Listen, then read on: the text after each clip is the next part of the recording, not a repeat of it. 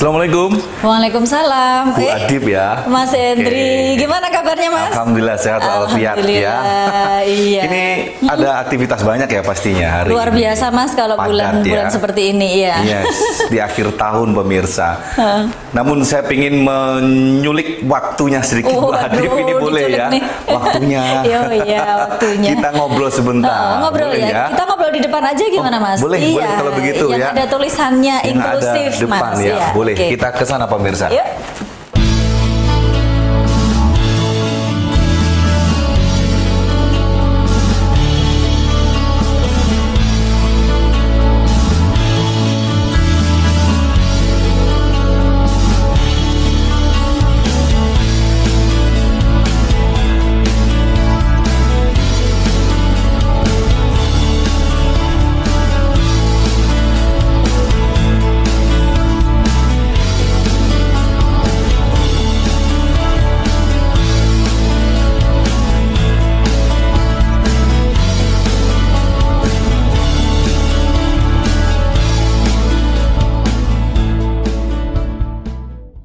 Ya, pemirsa, kita sudah bergeser ya.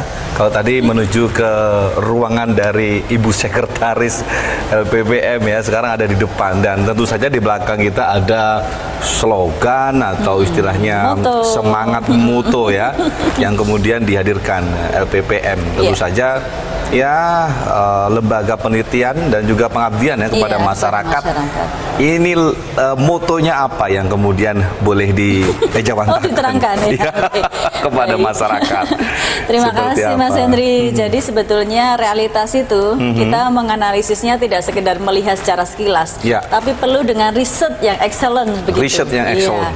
Hasil-hasil dari riset ini kemudian kita manfaatkan gitu pada masyarakat sehingga kita menyebutnya sebagai community engagement.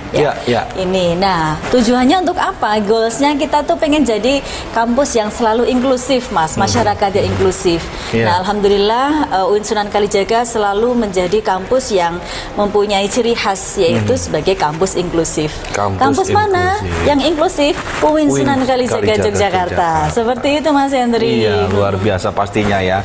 Dan juga bagaimana kemudian sebuah penghargaan tertinggi kepada mereka mahasiswa difabel. Ini nampaknya juga ya sejarah panjang bagaimana kemudian LPPM bersama UIN Kalijaga Yogyakarta ini juga dari lama bahkan ya. Dari lama sejarah seperti apa?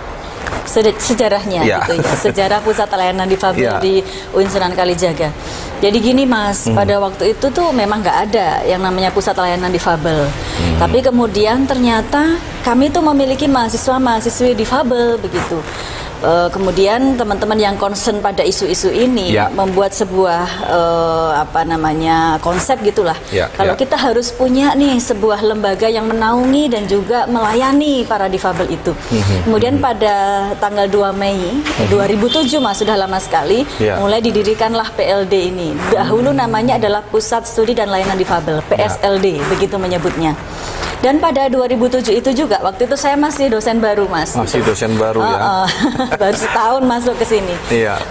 Isu-isu tentang sensitif difabel ini sangat digaungkan. Termasuk pada waktu itu kami dosen-dosen diminta untuk membuat desain pembelajaran sensitif difabel. Nah itu ada bukunya dan diberlakukan di semua program studi di UIN Sunan Kalijaga. Sehingga pada waktu itu ketika ada seorang mahasiswa difabel di kelas, semua dosen harus siap. harus siap mempunyai desain pembelajaran yang memperhatikan kebutuhan difabel di kelas.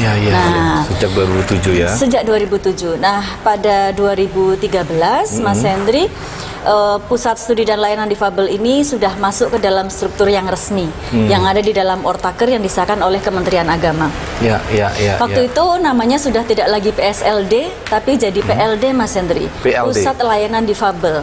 Kenapa begitu? Karena mahasiswa-mahasiswi difabel yang masuk ke kami sudah tidak lagi hanya mahasiswa yang netra, tunanetra dan juga tuli.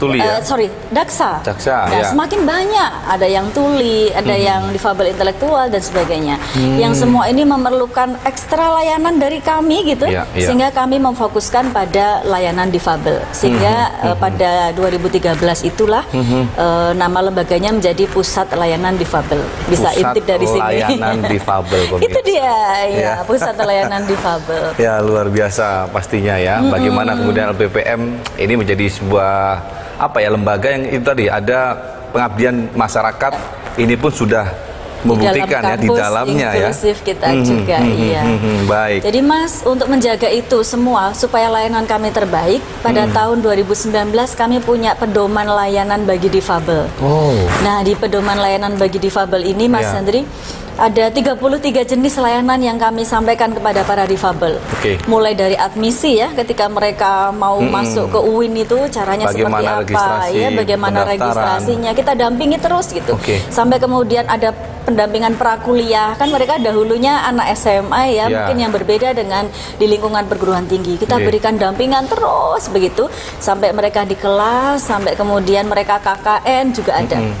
Jadi kalau melihat satu butir demi satu butir ya, keseluruhan proses perkuliahan di UIN Sunan Kalijaga sejak mereka masuk sampai mereka keluar itu kita berikan. Komplit, komprehensif ya, tidak hanya kemudian pada saat di kelas dosen menentukan bagaimana proses pembelajaran dan seterusnya, namun sampai akhir ya bahkan mereka mendapatkan pendampingan yang lebih. Dan saya kira ini menjadi sebuah hal yang baik ya, dan tentu saja sekarang pun memetik buahnya, katakanlah sebagai rujukan ya kampus di Yogyakarta. Ya, seperti itu ya. Banyak sekali yang hadir ke sini untuk membuat pusat-pusat studi atau pusat layanan difabel di kampusnya masing-masing, Mas.